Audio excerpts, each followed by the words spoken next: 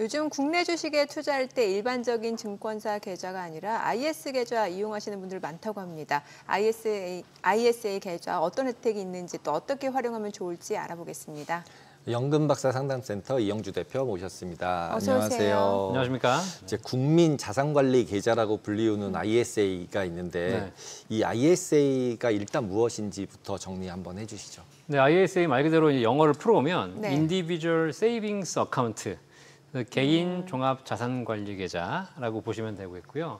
그냥 개인이 지금까지는 뭐 예금도 가입하고 뭐 주식도 하시고 펀드도 하고 ETF도 하고 다양하게 일반 계좌에서 하셨잖아요. 네. 근데 그거를 일반 계좌에서 하실 필요 없이 ISA 계좌를 만들어서 그 안에서 한 번에 하시면 된다라고 해서 만들어 놓은 거라서 ISA 계좌는 ISA 계좌에 가입한다고 해가지고 뭐 자동적으로 무슨 뭐 펀드에 투자된다거나 뭐 예금 금리를 드린다거나 그런 것이 아니라 ISA 계좌는 그냥 하나의 바구니다.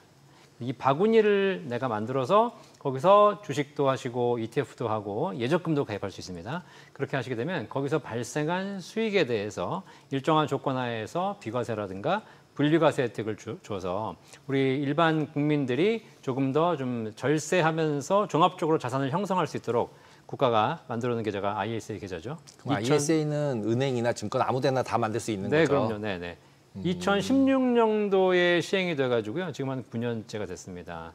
지금 많이들 좀 가입하고 계시죠.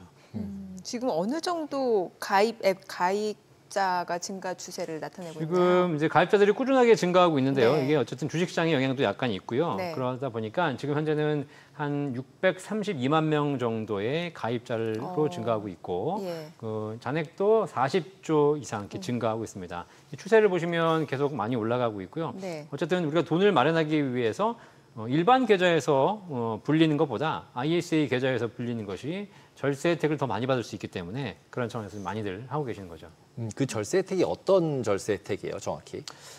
일단 그냥 일반 계좌에서 우리가 한다고 보면 일반 계좌에서 예적금을 가입하시게 되면 그 발생한 이자에 대해서 이자 소득세를 내셔야 됩니다. 15.4%를 띄어야 되는 것이고요. 그것이 2천만 원 넘어가게 되면 종합과세를 받으시게 되죠.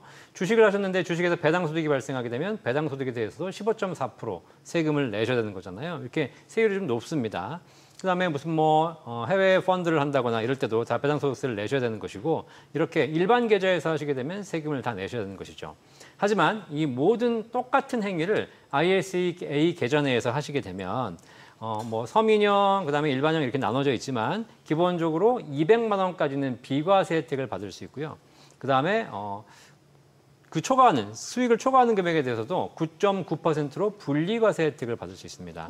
그러다 보니까 수익이 많이 났을 경우에 일반 계좌에서는 15.4%까지 세금을 내야 되고 종합과세를 당할 수 있는 이런 부분이 ISA 계좌에서 하시게 되면 수익이 얼마가 되든 비과세뿐만 아니라 9.9% 분리과세 혜택 받을 수 있고요. 또 하나 이제 화면에서 보시듯이 손익 통산이 가능합니다. 네. 이래서 실제로 뭐 내가 주식을 여러 개 하고 있는데 한 종목은 수익이 나고 또 한 종목은 손실이 날 수 있지 않습니까? 그러면 수익은 수익 난 대로 세금을 매기고 손실 났다고 해가지고 뭐 세금을 떨어주거나 이런 건 없거든요. 하지만 ISA 계좌에서 함께 하시게 되면 손익 통산이 가능하기 때문에 내가 계좌를 해지할 때 수익 난 것과 손실 난 것을 산계를 합니다.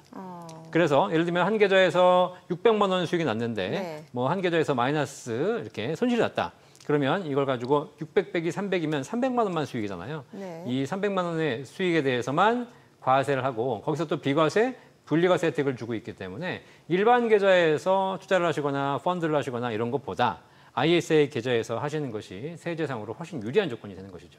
근데 이제 금액이 크면 별로 소용이 없지 않나요? 보통 한도가 있었던 것 같은데 한도가 얼마인가요? 맞습니다. 뭐 수익이 뭐 무제한 나면 참 좋겠지만 기본적으로 이렇게 좋은 계좌다 보니까 국가에서 무제한 한도를 주지 않고요. 납입할 수 있는, 들어갈 수 있는 돈의 한도를 주고 있습니다. 그게 연간 2천만 원이고요.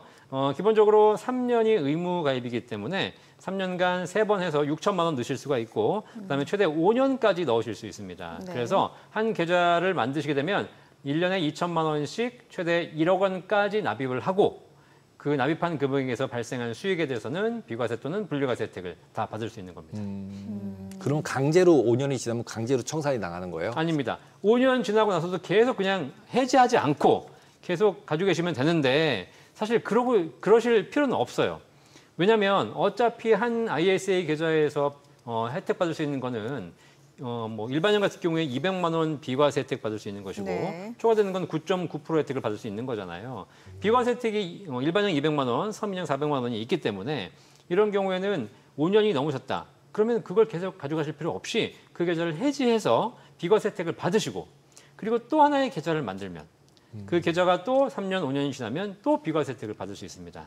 근데 이제 그렇게 되면 2천만 원 넣은 걸로 1억까지 넣었잖아요. 근데 네. 새 출발하면 네. 1억으로 못 하고 2천만 원으로 시작을 다시 해야 되잖아요. 네, 그렇죠. 근데 네, 1억을 넣었으면 끝까지 계속 가져갈 수 있다면 네. 계속 안 하는 게 더 구점무늬가 좋을 것 같은데. 맞습니다. 만약에 그렇게 해서 수익을 더 낼 자신이 있으시다면 한 계좌에서 계속 수익을 내시는 것이 9.9% 분리과세를 받는 데는 가장 유리하겠죠. 그럼 1억이 넘어도 계속 가져갈 수 있는 거예요? 네, 그럼요. 아니 지금 이제 IS 계좌 그 유형을 저희가 앞서 화면에서 간단히 좀 보긴 했는데 네. 이걸 좀 자세히 설명 주시면 좋을 것 같은 게 일반형, 서민형, 농어민 이렇게 구분이 되어 있거든요. 네. 이거 누가 구분을 하는 거예요? 이 그 가입 자격입니다. 가입 자격이요? 가입 자격. 우리 두 분은 서민형 가입은 쉽지 않을 거고요. 일반형으로 가입하셔야 될 겁니다. 이게 무슨 얘기냐면 서민형 같은 경우에는 일반형은 누구나 다 가입할 수 있는 19세 이상이면 누구나 가입할 수 있는 게 일반형이고요. 네. 대신에 누구나 가입할 수 있기 때문에 실제로 비과세 한도는 200만 원까지밖에 되지 않습니다. 그러니까 수익이 내가 1,000만 원이 나도 200만 원까지만 비과세 혜택 받는 것이고 800만 원은 9.9% 분리과세를 받게 되는 것이죠. 네. 하지만 연소득이 총급여가 5천만 원 이하이거나 사업자 같은 경우에는 종합소득이 3,800만 원 이하이신 분들은 서민형으로 가입할 수 있습니다. 서민형으로 가입하게 되면 똑같이 이제 운영을 해서 수익이 났을 때 1,000만 원 수익이 난다고 했을 때 400만 원까지 비과세 혜택 받을 수 있고요. 추가로 600만 원을 9.9% 분리과세 혜택을 받을 수 있기 때문에 비과세 한도가 더 크다고 그러네요. 볼 수 있는 것이죠. 뭐 농업인형은 서민형과 비슷한 네. 구조라고 보시면 되고 세제 혜택도 다 동일합니다. 이렇게 해서 조금 더 혜택을 받을 수 있는 것이고요. 다만 이제 ISA를 가입할 때 가입을 못 하시는 분들이 계십니다. 네. 이분들이 어떤 분들이냐면 직전 3년 이내에 금융소득 종합과세에 해당이 되셨던 분들. 그러니까 금융소득 종합과세라는 것은 금융소득이 연간 2천만 원을 초과하시는 분들이거든요. 네네. 이런 경험이 있으셨던 분들은 ISA 계좌를 가입할 수 없죠. 이런 분만 제외하고는 다 가입할 수 있습니다. 그럼 그 3년 카운트는 어떻게 하는 거예요? 언제부터 언제? 뭐 아니면 올해 냈다. 그러면 네. 이거 이제 직전 3년을 보는 것이기 때문에요. 네. 이제 그 세금을 우리가 정산하는 기간이 있지 않습니까? 네. 2025년이면 2024년, 2023년, 2022년 이렇게 소득세 정산 기준으로 보고 있습니다. 그럼 12월 딱 잔해서 올해까지 해가지고 냈었다 한 번 3년 안에 네네네. 그러면 못 가입하는 그렇죠, 거고 네. 딱 3년이 지났다. 네. 그러면 그때부터 가입할 수 있는 가입할 거고. 수 있는 겁니다.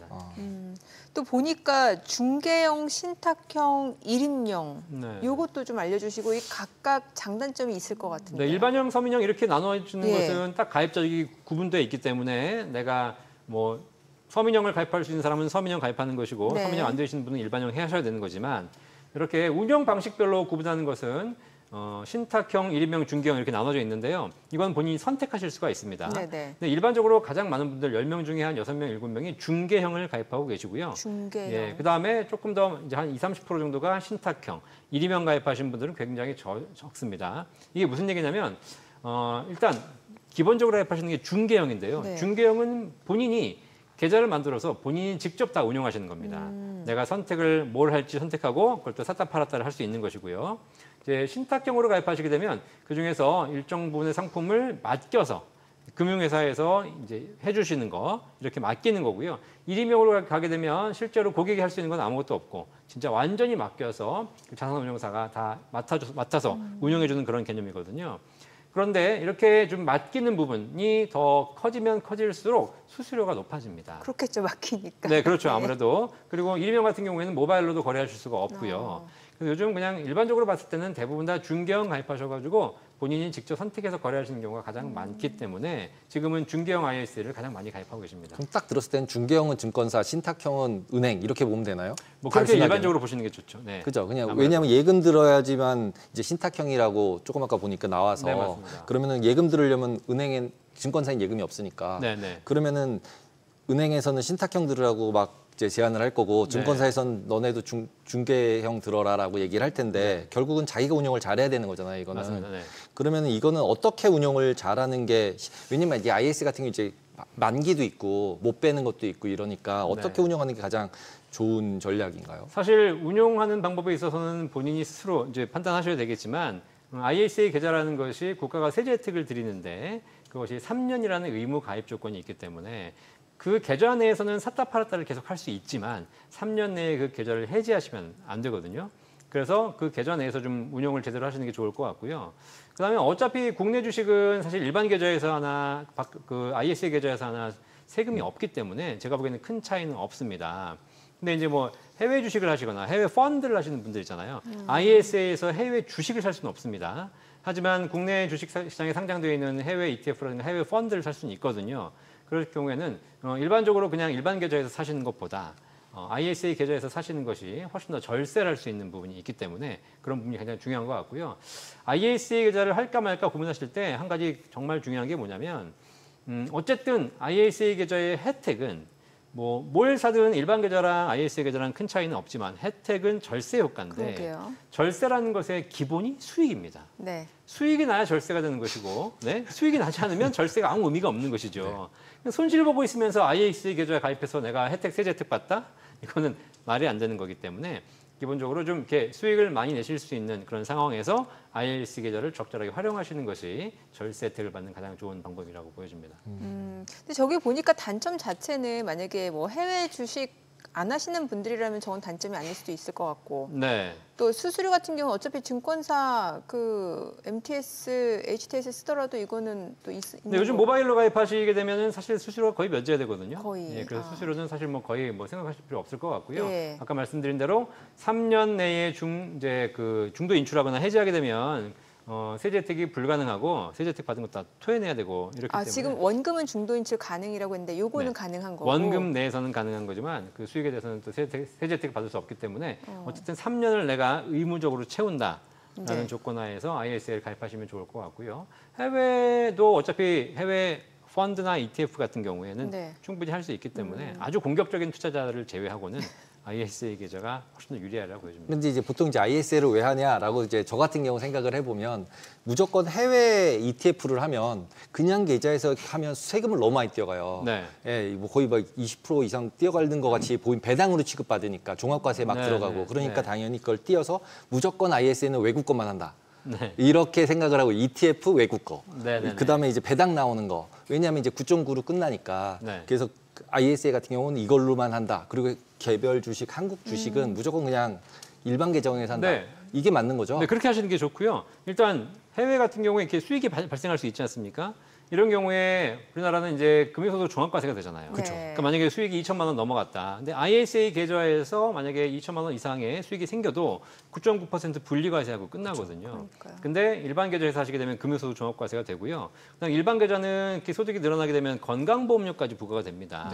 근데 ISA 계좌는 건강보험료가 부과되지 않기 때문에 그런 차원에서 여러 가지 면에서 혜택을 볼 수 있으신 거죠. 네. 근데 이게 보니까 이제 그 세제 혜택이 있다 보니까 지금 IS 계좌 이용하시는 분들이 뭔가 세금 혜택이라든지 납입 한도가 좀 확대가 됐으면 좋겠다 이런 요구가 굉장히 많았던 것 같은데 이게 지금 지난해 그 부분에 대해서 추진하다가 지금 좌초된 상황이라면서요. 네, 이제 작년에 그 세제 개정안에서 예. ISA 계좌를 조금 더 확대하겠다라고 해가지고 지금 비과세 한도도 200만 원, 일반형 200만 원에서 500만 원, 서민형 같은 경우에는 1,000만 원까지 늘리겠다.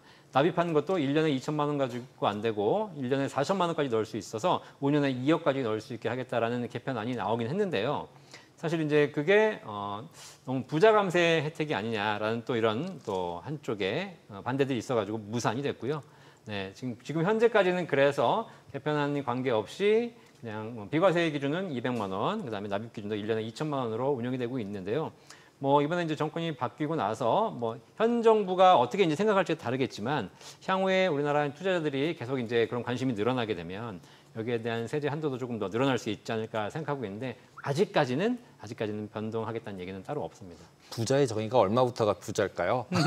왜냐하면 이게 서민형이란 단어 자체가 좀 거슬린 것 같아요. 네, 예. 네. 사실 우리나라가 투자에 좀 관심을 가지고 이렇게 많이 유도한 게 좋은데 어쨌든 그건 뭐 부자라는 관점을 딱 보긴 그렇지만 국가 입장에서 세수를 걷어야 되는 상황에서 또 뭐 수익이 많이 났을 경우에는 실제로 또 절세 효과가 크거든요. 그렇기 때문에 무제한 한도를 확대하기 좀 어려워하는 그런 게 있는 것 같고요. 이게 약간 또 이런 그런 뭐 감성적인 그런 것도 있습니다. 네. 너무 이렇게 막 해주는 거 아니냐 또 반대 측도 있는 것 같고. 네. 네, 지난번에 출연하셨을 때 그 IRP 계좌 설명을 주셨는데 그 IRP 계좌하고 지금 오늘 저희가 알아본 ISA 계좌 네. 요 좀 차이 좀 알려주세요. 이게 이제 뭐 막 용어가 비슷하니까 네, 네. 막 헷갈리면서 막 이렇게 네. 쓰시는 분들 계시거든요.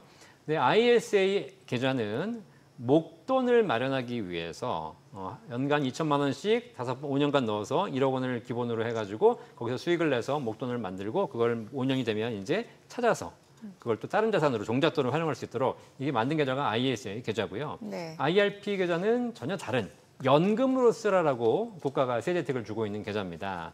그래서 세제 혜택이 약간 다르거든요. ISA 같은 경우에는 수익이 발생했을 때 비과세와 분리과세 혜택을 주고 있죠. 근데 연금 계좌, IRP 계좌 같은 경우에는 세제 혜택 같은 경우에 분리과세 혜택만 주고 있고요. 5.5에서 3.3% 분리과세 혜택을 주고 있습니다. 사실 IRP 계좌에서도 뭐 해외 펀드라든가 뭐 ETF 이런 게 다 가능하고요. 예적금도 다 가능하고 ISA도 가능하거든요.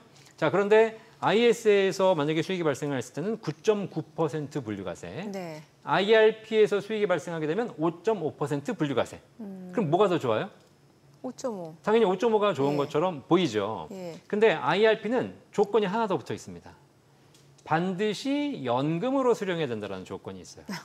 그리고 뺄 수 있는 금액도 연간 1,500만 원까지만 연금으로 인출할 수 있다는 조건이 있습니다. 그렇기 때문에 이 조건을 한도 내에서 55세 이후에 10년 이상 연금으로 수령하면서 연간 1,500만 원 이내로 수령해라. 이런 조건을 잘 지켰을 때의 5.5%가 되는 것이고요. 납입 한도 같은 경우에도 IRP는 연간 900만 원까지 세액공제가 됩니다. 네. 그죠? 근데 이제 ISA는 2천만 원까지 넣을 수 있잖아요. 네, 그런 한도 차이도 약간 있다라고 보시면 될 것 같고요. 이런 차이를 보시면서 해야 될 것 같고 가장 궁극적인 차이는 ISA는 목돈 만드는 거고 네. IRP는 연금으로 준비하기 위한 서로 목적이 다른 계좌다. 그리고 한 가지 ISA 계좌에서 돈을 불려가서 네. 이제 만기에 해지했는데 뭐 통장에 한 1억 쌓여 있다. 그러면 이 금액을 목돈으로 찾을 수도 있지만 국가가 연금으로 받는 걸 유도하기 위해서 ISA 계좌에 있는 돈을 해지해서 IRP 계좌로 이전하게 되면 네. 추가로 세액공제 혜택을 주고 있습니다. 이제 이거는 목돈으로 빼서 목돈으로 쓰지 말고 목돈을 연금으로 받을 수 있도록 유도하기 위한 장치거든요. 네, 네. 그래서 ISA 계좌에 있는 돈을 IRP 계좌로 이전을 하면서 3천만 원 그러니까 이전을 하시게 되면 네. 납입액의 10% 네. 300만 원 한도 내에서 세액공제를 받을 수 있어요.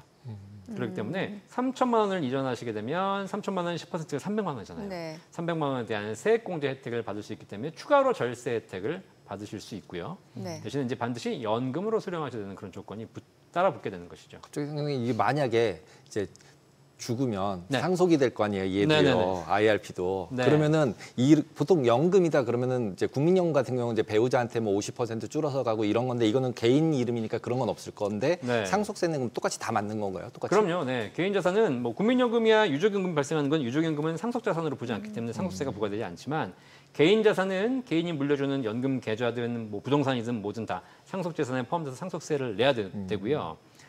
다만 상속세와는 별개로 이제 연금 계좌를 가입하신 분이 연금 받다 사망했을 경우에 배우자에게 승계가 가능합니다. 그러면 상속세는 당연히 내야 되는 것이지만 배우자가 그 계좌를 승계해서 연금으로 받으실 수 있어요. 그러면 절세 혜택이 추가로 계속 유지가 되기 때문에 이런 경우에 또 하나 혜택이 있다라고 보시면 되겠습니다. 네. 오늘 내용 잘 들었습니다. 고맙습니다. 감사합니다.